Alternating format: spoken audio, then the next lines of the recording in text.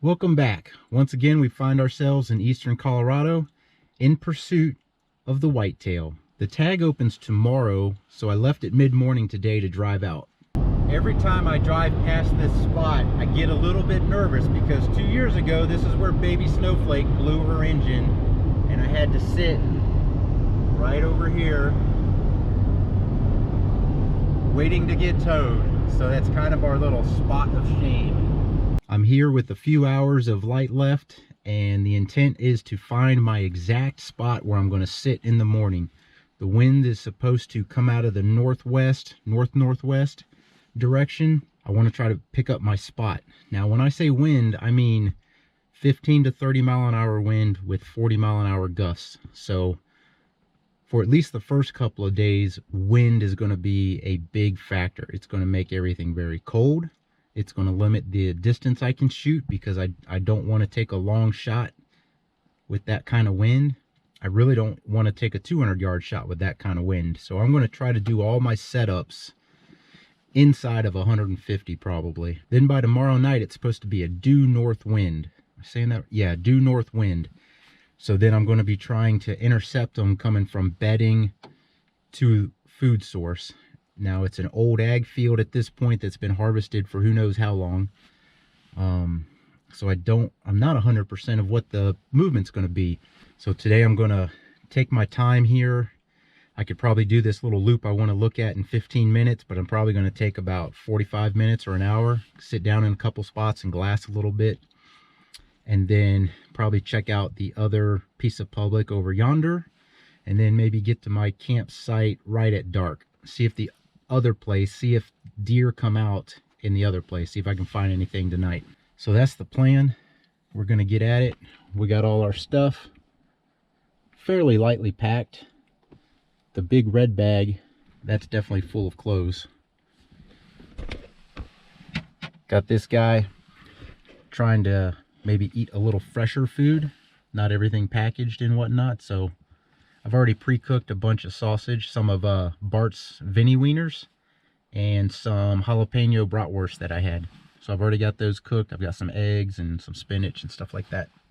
But wind is going to be the name of the game. Well, as I'm changing my footwear and getting out my hoodie, another truck is driven by. So that tells me I need a plan B, and I need to think about a plan C for tomorrow. If I get to this, if I like what I see over here and I get to this spot and there's a car parked there, I need a B and a C. So that's something important on public lands.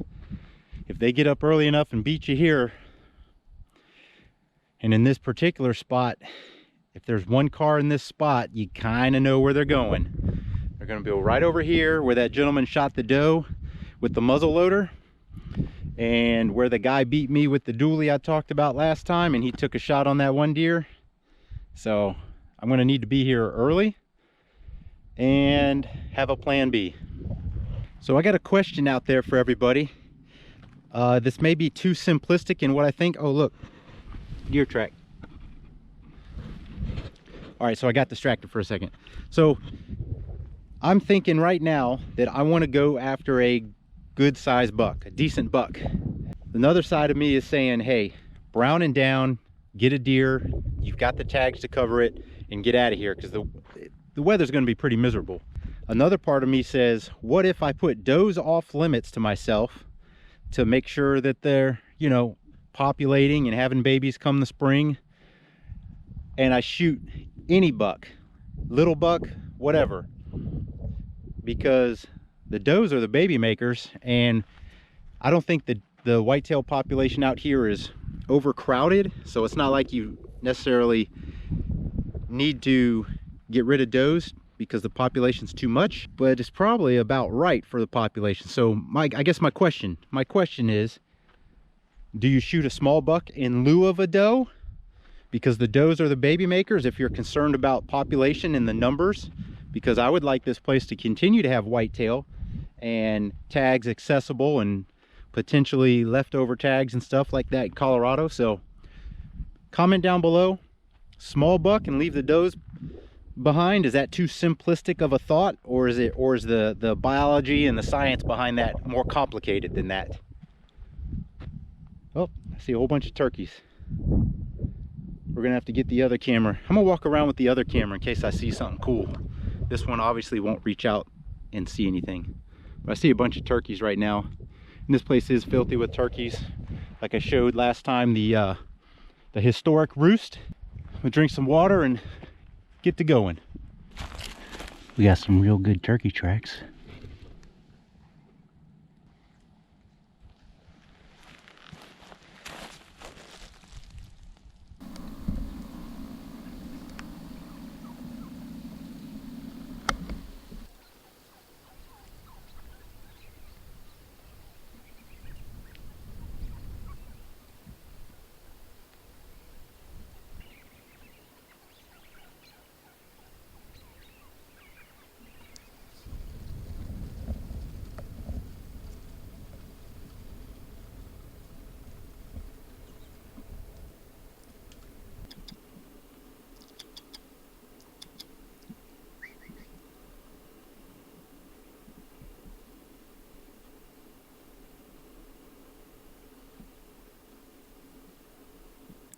I think this is going to be plan A. My back will be right in here, facing that way. This tree line right here kind of runs northwest, and that's kind of the direction the wind is, so the wind is going to kind of come down this way. So maybe I might even be a little bit blocked from the wind here, but then the sun is going to come up over here and I'm going to be in a shadow for a long time. I can shoot this meadow,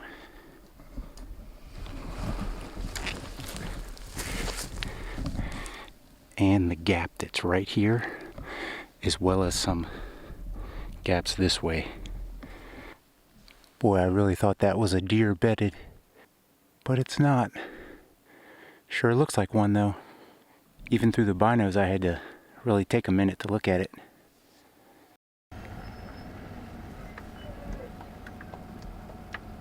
It's a deer, but the wrong kind.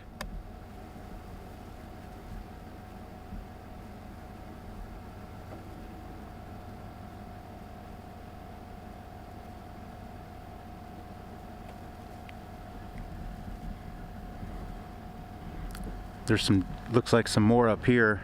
They look like does. Wrong kind, but that one in the middle looks healthy.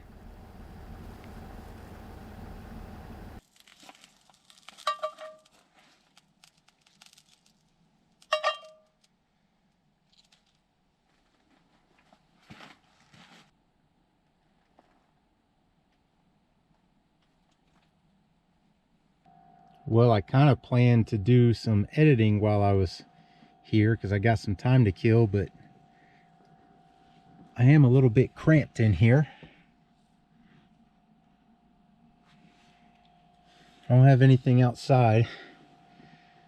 Now, unfortunately, I saw 3 other people total, 3 other vehicles total. Each one had 2 people in it. So it looks like there's going to be some pressure there tomorrow.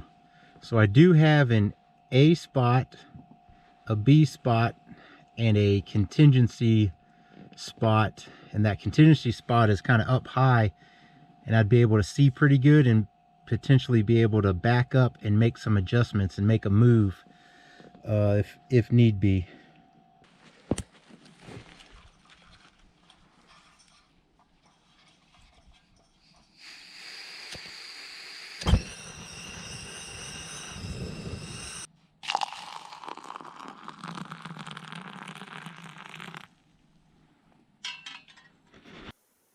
I'm set up in my plan A spot, and it looks like I'm the first one into the public land this morning, even though I was a bit behind.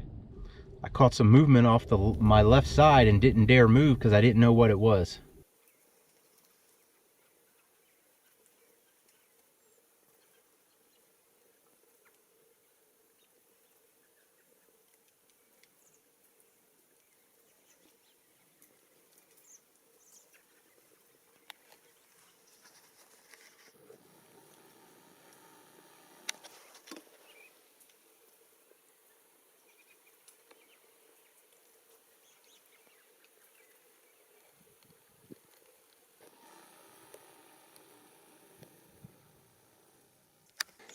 That was 20 yards at best.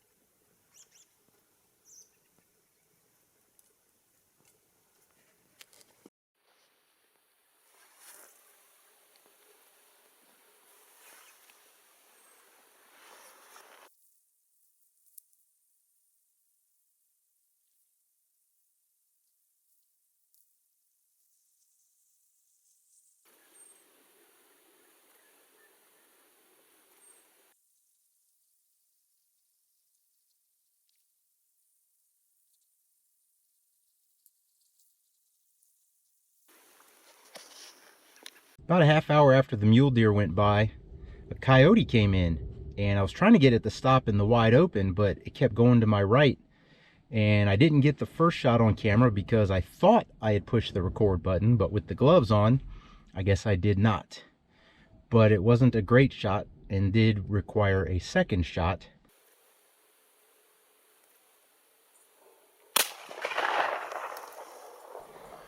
And I got that one on camera.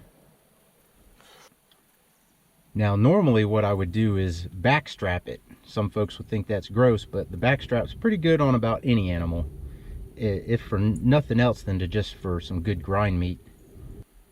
But when I went out there, it was obvious it wasn't worthwhile. 2 shots from a 270 on a coyote. It was a young female, about 25 pounds or so.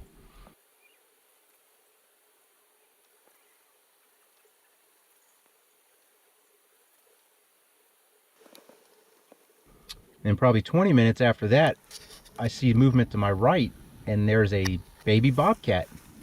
And it went out in front of me, and I realized that it is December and that they are in season. So I thought I might take a crack at it, but then it disappeared. I'd like to say I gave it a bye, but the reality is it disappeared on me. It was a little thing, and right out where it went to, there was a ditch, so I really don't know which way it went. Could have went north, could have went south, but